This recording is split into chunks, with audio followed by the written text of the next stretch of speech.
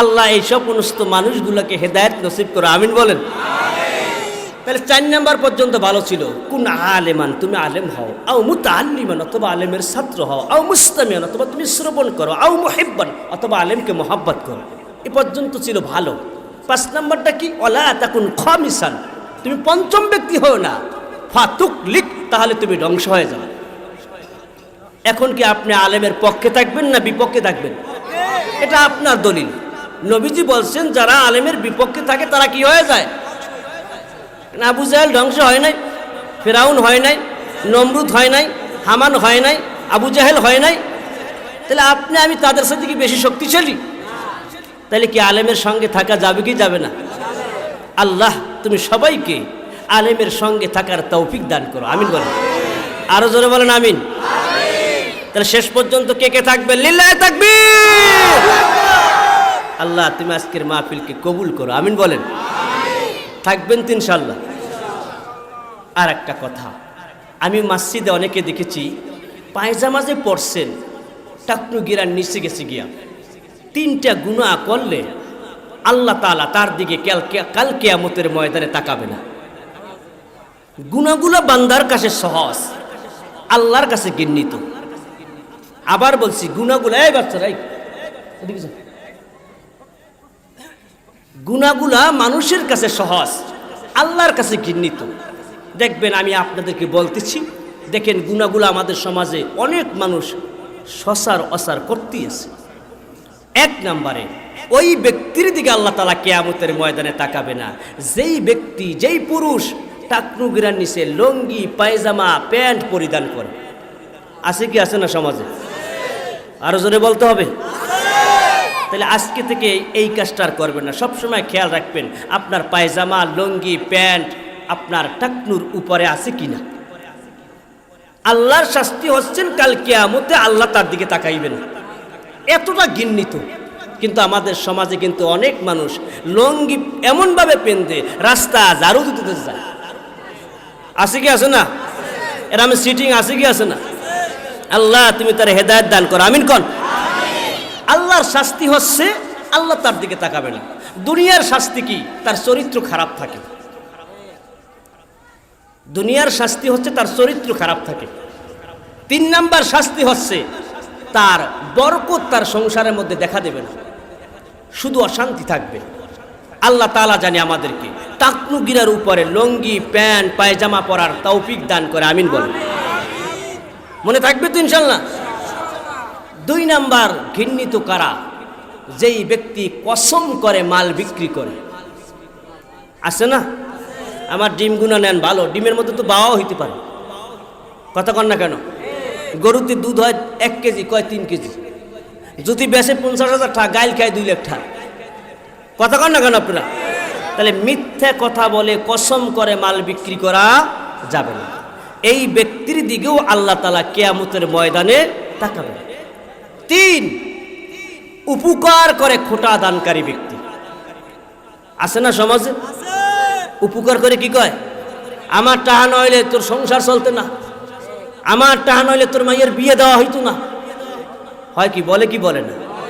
উপকার করার তৌফিক দান করলেন কি? আরো জোরে বলতে হবে। কিন্তু আপনি গৌরব করলেন কেন? বরং উপকার করো তো আপনি খুশি হওয়া উচিত ছিল, শুকর আদায় করা উচিত ছিল। আল্লাহ তাআলা জানে আমাদেরকে এই রোগগুলা থেকে হেফাজত করেন, সকলে বলেন আমিন। কষ্ট লাগতেছে আপনাদের? আপনার হাত কেটে গেছে, আলোচনা শুরু করবো হনে আপনার হাত কেটে গেছে, হাত কাটা নিয়ে আপনি ডক্টরের কাছে গেছেন। আর আপনি তো গ্রামে ডক্টর পাইবেন না। ডক্টর আর ডাক্তার এক নয়। ডাক্তার হচ্ছে যারা আপনাদের আশেপাশে চেম্বার নিয়ে বসে, রুগী গেলেই দেখে ওষুধ লাগবে 100 টাকা, দিয়ে তো 600 টাকা। কথা কন না কেন? ওষুধ লাগবে 5টা, দিয়ে তো 1 বস্তা। এরা হচ্ছে ডাক্তার। আর ডক্টর হচ্ছে কারা জানেন? যারা গবেষণা করে, তারা হচ্ছে ডক্টর। এই গ্রামে ডাক্তারের কাছে যাইবেন, উনি কেচির মাথায় তুলা লাগাইয়া সেবলুনের মধ্যে ডুবাইয়া আপনার হাত ওয়াশ করবে। বলেন তো আপনার কাটা জায়গায় যদি লবণ বা সেবলুন লাগে, জ্বলায় না ভালো লাগে? জ্বলাইলে কি আপনি ডাক্তারে ঘুষি মেরে চললে আসেন? কেন? কারণ আপনি জানেন আপনার রোগ ভালো হইতে হলে একটু জ্বলাইবে। তাহলে আমি খুব কাটা জায়গায় একটু যদি সেবলুন দেই আপনারা কি রাগই চলে যাইবেন? যদি ওড়েন তাই বুঝবো যে আমের গায়ে লাগিয়ে গেছে। কতক্ষণ ঠিক না? বয়ান দেওয়ার অর্থ কি? সমাজের মধ্যে কিছু অজানা কথা বান্দাকে শুনিয়ে দাও। মাগরিবের পর থেকে যারা আলোচনা করছেন সবাই কোরআন হাদিস থেকে কথা বলছেন, কোনো পর্দার অতিথি নাই, কোনো বিশেষ অতিথি নাই। নবী বলে যে যে সময় কথা বলবে তার কথাই আল্লাহ তাআলার কাছে দামি। সুবহানাল্লাহ বলেন। আসরের সময় বলুক, মাগরিবের সময় বলুক, ফজরের সময় বলুক, যিনি আল্লাহর কোরআন এবং হাদিসের কথা বলবেন তিনি ওই সময় দামি। এখানে কোনো প্রধান অতিথি বিশেষ অতিথি নাই, যে যে সময় কথা বলবে সেই কি দামি। পারা যাবেন ইনশাআল্লাহ মানার? আল্লাহ তুমি আমাদেরকে মানার তৌফিক দান করো। জোরে বলেন আমিন। আরো জোরে বলেন আমিন। কষ্ট হচ্ছে আপনাদের? ভাইরা আমার, মসজিদে আগে যাব, ঝগড়ায় পরে যাব। মসজিদ হচ্ছে নেক কাজ করার জায়গা, যে জায়গায় বসে থাকলেও নেকি হয়। যাওয়া যাবে কি যাবে না? তাহলে আলেমদেরকে কি সম্মান করবেন না বেয়াজ্জিতি করবেন? ইমাম সাহেবকে কি নাম ধরে বলাইবেন না ইমাম সাহেবকেই বলাইবেন? হাফেজ সাহেবকে কি নাম ধরে বলাইবেন না হাফেজ সাহেবকেই বলাইবেন? আমি কো চেয়ারম্যানের কি নাম ধরে বলান? কারণ হারে বলাই তো ঘুষি মারবে, ইমাম সাহেবের বলাইলে তো ঘুষি মারবে না। কথা কন না কেন আপনারা? আমাদের সমাজে মেম্বারের ছেলে যদি কালা কুচ্ছিরিও হয়, এরা যদি দোকান কাটা লইয়ে ওড়া হয়, তাহলে যে না পারে হেও একটা পটটু কিনে দেয়। কথা কন না কেন? তেল মাথায় তেল দেয়। আর যদি একজন রিস্কলার ছেলে দেখতে পূর্ণিমার চাঁদের মতনও দেখায়, হ্যাঁ কেউ কোলেও লয় না, পটটু কিনে দেয় না। কথা বলেন না কেন আপনারা? যারে খাওয়াইলে সব হইবে, হ্যারে খাওয়ায় রোদ্দুরের মধ্যে বইয়া, আর যার ঘরে খাওয়ান আছে হ্যারে খাওয়ায় বাড়ির মধ্যে চেয়ারের মধ্যে নিয়ে। অন্য কদিকে মনে হয় কাজ হয় না। জাফতে গেলে দেখবেন খতম পড়ছে বাচ্চারা, হেফজখানার বাচ্চারা যায় খতম পড়ছে, রৌদের মধ্যে বইয়া হিটকি দেওয়া। যত নেতা যাইবে সবাই চেহারে বসাইয়া মেলামান চেহার, মেলামান প্লেট সব স্পেশাল, আবার ফ্যানও সাজিয়ে দিয়া খাওয়ায়। কথা কন না কেন? খতম পড়ছে খায় কারা, আরামে খায় কারা? যত খাওয়ান ওদিকে আমি মায়েরও কবরে গুতইবে ফিরেশতারা, বাপেরও গুতইবে। এই জন্য যারে খাওয়ালে দরকার তারে খাওয়াইতে হবে। কথা বলেন না কেন আপনারা? আল্লাহ তাআলা আমাদেরকে ন্যায় বিচার করার তৌফিক দান করুন। আরো জোরে বলেন আমিন। ভাইরা আমার, অল্প সময় আলোচনা করব, বেশি সময় নয়। ধৈর্যের সাথে বসবেন। আল্লাহ তাআলা বলে ধৈর্য মানুষকে উপরে উঠায়, রাগ মানুষকে নিচের দিকে নিয়ে নেয়। কি থাকতে হবে? ধৈর্য। ভাইরা আমার, বেশি আমল করা লাগে না, অল্প আমল জান্নাতের মেহমান হয়ে যাবে। বেশি আমল করলে ওয়ালা জাহান্নামের কয়েদি হয়ে যাবে। আল্লাহ তাআলা বলে বান্দা বেশি আমল করিও না, অল্প আমল করো। আমলটুকু যদি আমি আল্লাহর সন্তুষ্টজনক হয়। নামাজ পড়া অল্প, নামাজটু যদি আমার সন্তুষ্টজনক হয়। রোজা রাখবা আমাকে সন্তুষ্ট করার জন্য, দান করবা আমাকে সন্তুষ্ট করার জন্য, তাহাজ্জুদ নামাজ পড়বা আমাকে সন্তুষ্ট করার জন্য। কিন্তু ভাইয়া নামাজ আপনি পড়লেন, রোজা আপনি রাখলেন, দান আপনি করলেন, কিন্তু নিজেকে পরিবর্তন করিয়া পবিত্রতা অর্জন করতে পারলেন না। আপনার কোনো ইবাদত আল্লাহর আরশে যাবে না। এই জন্য এই গ্রামের মানুষদেরকে আজকে বলে যাব, 1 নম্বরে পবিত্রতা অর্জন শিখতে হবে।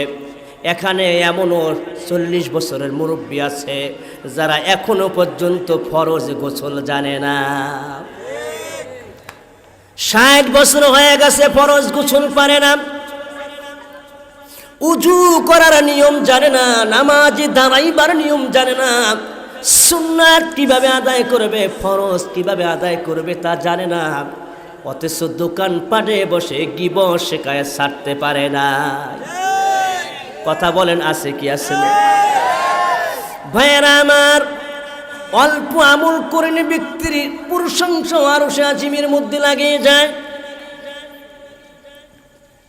কাঠ কেটে বাজারে বিক্রি করতেন। এমন গরিব একজন আল্লাহর ওলি, যার নাম হচ্ছে মালিক ইবনে দিনার। মালিক ইবনে দিনার একজন গরিব মানুষ, একজন আল্লাহর ওলি। এত গরিবের গরিব, কাঠ বিক্রি করে করে বাজারে বিক্রি করতেন। মালিক ইবনে দিনারের এক নাম্বার বৈশিষ্ট্য ছিল উজু। যাওয়ার সঙ্গে সঙ্গে মালিক ইবনে দিনার উজু বানাইতেন, 1 সেকেন্ডও লাগতো না। অপবিত্র অবস্থায় মালিক ইবনে দিনার থাকতেন না। অপবিত্র থাকলে তার গার মধ্যে জ্বালা যন্ত্রণা উঠে যেত। মালিক ইবনে দিনারের 1 নাম্বার একটা বৈশিষ্ট্য ছিল, যেটা হচ্ছেন সব সময় মালিক ইবনে দিনার পবিত্র অবস্থায় রবের কদমে সেজদা দিতে। কোন অবস্থায়? আরো জোরে বলতে হবে। আপনাদের মসজিদে নামাজ শুরু হয়ে গিয়েছে, হাফিজ সাহেব 2 রাকাত নামাজ শেষ করে ফেলেছে। আপনি করলেন কি, বাকি 2 রাকাত নামাজ ধরার জন্য তাড়াহুড়া করে উজু বানাইলেন, অথচ আপনার উজু হয় নাই। নাকের পানি 3 বারের জায়গায় 4 বার হয়ে গেছে, 4 বারের জায়গায় 5 বার হয়ে গেছে। যেই জায়গাগুলোর উত্তম রূপে দোয়ার দরকার ছিল সেটা হয়নি। আপনি ইমাম সাহেবের পিছনে নামাজ আদায় করলেন, কিন্তু আপনি পবিত্র হন নাই, উজু হয় নাই। আপনি নামাজ তো হবেই তো হবে না, বরঞ্চ আপনি পাগল হয়ে যাওয়ার সম্ভাবনা আছে। আশরাফ আলী থানভী বলেন, নামাজ যায় চলে যাক যাক, তুমি উত্তম রূপে সুন্দর করে উজুটা বানিয়ে নাও, পবিত্র হয়ে নাও, একা একা নামাজ পড়বা। তারপরও তো ওই গুনার চেতে আল্লাহ তোমাকে হেফাজত করে পবিত্রতার কারণে মাফ করে দিবে। এই অভ্যাস আছে কি আছে না? জামাত ধরার জন্য তাড়াহুড়ো করে উজু করে কি করে না? মিথ্যা বলবেন না আপনারা, করে কি করে না? তাহলে আজকে থেকে এই ভুলটা আর করবেন না। আগে আপনি নিজেকে পবিত্রতা অর্জন করা শিখুন, কারণ পবিত্রতা ছাড়া যদি আপনি রবের কদমে সিজদা দেন, আপনি পাগল হয়ে যাওয়ার সম্ভাবনা আছে। তাহলে কি শিখতে হবে? পবিত্রতা একটা আমল করার কারণে, যার নাম আকাশের ফেরেশতারা গুণগান করে, ঝুমঝাম করে, প্রশংসার সহিত একজন গরিব আল্লাহর ওলির নাম আকাশের মধ্যে গান গাইতেছেন আর বলতেছেন, পৃথিবীর জমিনের মধ্যে একজন বান্দা যার নাম হচ্ছে মালিক ইবনে দিনার, তিনি একজন উত্তম বান্দা। জোরে জোরে পড়ুন সুবহানাল্লাহ। দুনিয়ায় থাকা অবস্থায় আরো সে প্রশংসা করে একটাই মাত্র আমল, সেটা ছিল উজু। সেটা ছিল কি? সবাই একটু কর, উজু। উজুটা কেমন মজার একটা ইবাদত, আজকে বোঝাবার জন্য আপনাদেরকে বলতেছি। মালিক ইবনে দিনার যখন কাঠ কাটতে যাইতেন, কাঁধের উপর একটা গামছা ফেলে বনের মধ্যে যাইতেন। স্ত্রী বলতেন, স্বামী গো, প্রতিদিন দেখি কাঁধের উপরে গামছাটা ফেলে ফেলে আপনি বনের দিকে যান গো স্বামী। বলুন বলুন, গামছাটা কেনে আপনি কাঁধের মধ্যে রাখেন? মালিক ইবনে দিনার বলে, বিবি রে, কাঠ কাটা অবস্থায় মালাকুল মউত আর যাইলে আমার সামনে আসতে পারে রে। আমি কাঠ কাটা বন্ধ করে দিয়ে গামছাটা জমিনে লাইসা মৃত্যুর জন্য প্রস্তুতি গ্রহণ করব। এই জন্য আমি আমার এই গামছাটা পবিত্রতা করে রাখি। আমার গামছাটায় শোয়া অবস্থায় জানি মালাকুল মউত আমার রুহটা নিয়ে নেয়। আর আমরা খানা খাই, সে সময়ও আমাদের উজু থাকে না। আমরা বাথরুম থেকে আইসা পানি খাই, খাদ্য খাই, তারপরও উজুর কথা মনে থাকে না। কথা বলেন ঠিক না বেটি? আছে কি আছে না? তাহলে বরকত আসবে কোথা থেকে? কোথা থেকে বরকত আসবে? খানা খাইতেছেন, ওই সময় আপনি পবিত্রতা না, তাহলে আপনি কেমন খানা খাইলেন? মালিক ইবনে দিনার, যার নাম আরশের ফেরেশতারা, রহমাতের ফেরেশতারা সুন্দর করে উচ্চারণ করে আর বলে,